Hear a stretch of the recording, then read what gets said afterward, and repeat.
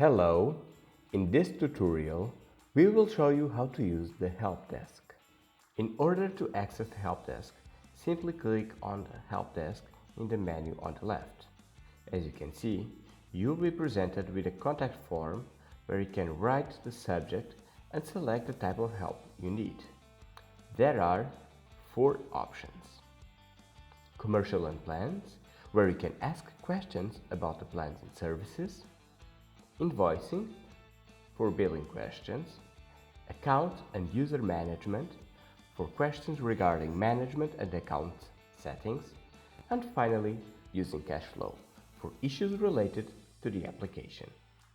Remember, the help desk is not meant to help you decide which inputs are best and how to interpret the results of your project. Let's finish the form and write our email body.